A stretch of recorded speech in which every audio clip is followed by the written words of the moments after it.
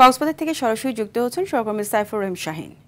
শাহিন, এখনও নিখোঁজ দুজনের সন্ধান পাওয়া গেছে কিনা জানাবেন। এছাড়া উদ্ধার তৎপরতা কেমন দেখছেন? হ্যাঁ ফারিয়া, লঘুচাপের প্রভাবে কক্সবাজার সমুদ্র খুবই উত্তাল রয়েছে। এখানে পর্যটকদের না নামার জন্য নিষেধ করা হয়েছে টুরিস্ট পুলিশের পক্ষ থেকে। এরপরেও অনেকে নির্দেশনা না মেনে সমুদ্রে গোসল করতে নামেন, সে কারণে দুর্ঘটনা সংঘটিত হচ্ছে।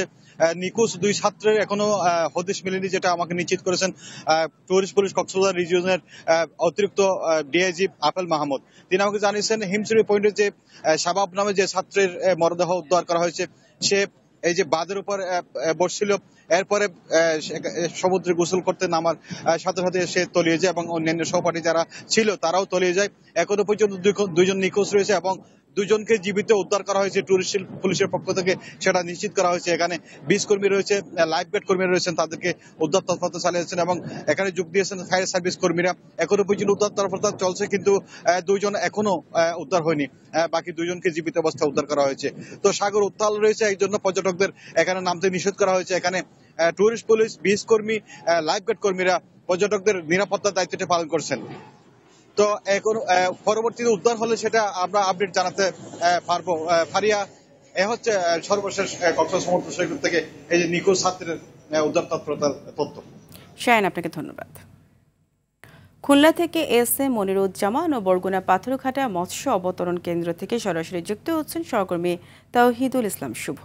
প্রথমে যাব খুলনায়। মনির, বৃষ্টি এবং জলাবদ্ধতার কি তথ্য আছে আপনার কাছে?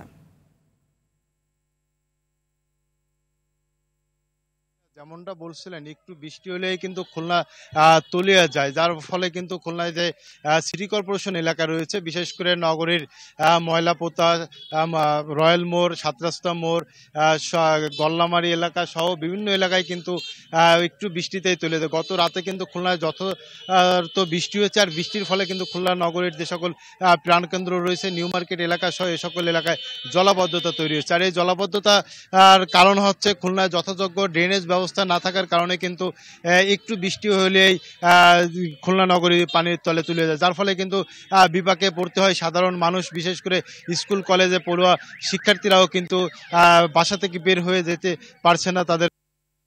সেই সঙ্গে যারা যাবেন তারাও কিন্তু সকালবেলা বাসা থেকে বের হয়ে কিন্তু পানি ঝাঁপিয়ে অনেকের অফিসে যেতে হয়েছে বলে অনেকে মন্তব্য করেছেন। বিশেষ করে রয়্যাল মোড় সহ এর আশপাশে যে সকল এলাকা রয়েছে, এই সকল এলাকায় কিন্তু একটু বৃষ্টিতেই তলিয়ে যায়। তাই এই এলাকার যারা নিয়মিত যাতায়াত করেন, এই এলাকার যারা বাসিন্দারা রয়েছেন, তারা সকলেই কিন্তু সরকারের কাছে দাবি জানান যথাযোগ্য ড্রেনেজ ব্যবস্থার কথা। সেই সঙ্গে আপনাকে জানিয়ে রাখি, গত অর্থ বছরে খুলনায় কিন্তু ড্রেনেজ ব্যবস্থার জন্য যথাযথ বরাদ্দ ছিল এবং অনেকটা কাজ হয়েছে। তবে অনেকে বলেছেন যে সঠিক নিয়মে সঠিক পন্থায় কাজগুলো করা হয়নি বলে নগরবাসী কিন্তু একটু বৃষ্টিতেই তলিয়ে যাচ্ছেন।